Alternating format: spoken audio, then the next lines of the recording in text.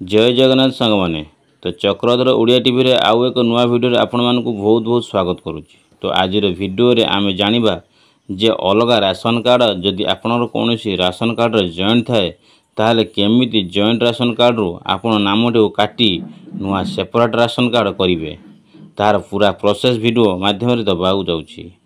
तो जानिबा पई वीडियो शेष पर्यंत देखंतु।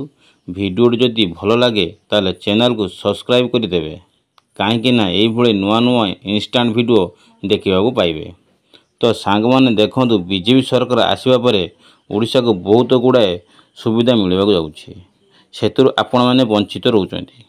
तो सेतिपई नुआ राशन कार्ड पई बहुत विवाहिता महिला बा नुआ विवाह करिथवा महिला माने को पई नुआ राशन कार्ड करिया पई चाहुथिले मध्य से हेई पारु नाही।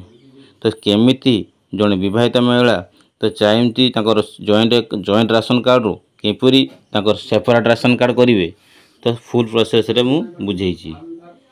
करवा गले कौन करवा पड़िबो तो प्रथम फूड ओडिशा रे ई ऑफिशियल वेबसाइट रे आसीबा परे तो प्रथम आपण कौन करिवे तो प्रथम गोटे ऑनलाइन सर्विस रहिथो सेते क्लिक करिया परे सिटीजन सर्विस रहिछि तापन तापरे क्लिक करिवे।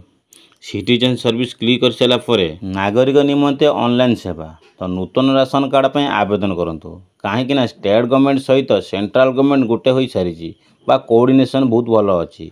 तो प्रथम कौन करेंगे देखंतु apply new card additional of member delete member download ration card transfer member transfer family.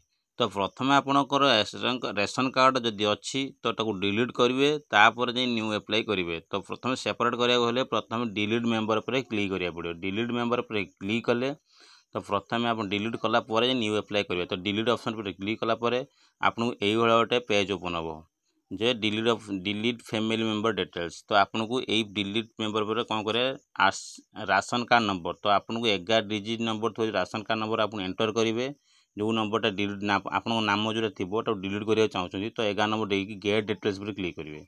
कलापर आपंकर गोटे पेज ओपन हम से पेजटा को आप कौन करूँ देखते आप नाम जो थो से क्लिक कर डिलीट ऑप्शन पर क्लिक करदे आपंकर नाम से राशन कार्ड डिलीट हो। तापर नूतन अप्लाई करेंगे पुणी अप्लाई करा बेले आपको 7 दिन वेट करा पड़ो।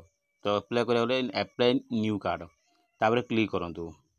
तो अप्लाई न्यू कार्ड पर अप्लाई कलापर तो आपको यही गोटे नुआ पेज ओपन हम देखूँ। तो apply for new ration card under NFS तो NFS अंडर आप ये जो डाटा फिलअप करने फॉर्म फिलअप देती तो आपड़ ये सब जी फिलअप अच्छी आप सब एड्रेस प्रूफ सहित आधार कार्ड सहित सब फिलअप करदे किंतु अप्लाई करवा डिलीट कर 7 दिन पर आप न्यू अप्लाई ऑप्शन शो करें कहीं आप राशन कार्ड सहित आधार कार्ड लिंक अच्छी तो से आधार कार्ड टाक ऑनलाइन हटापी आपको 7 दिन लगे टाइम। तो 7 दिन पर आप न्यू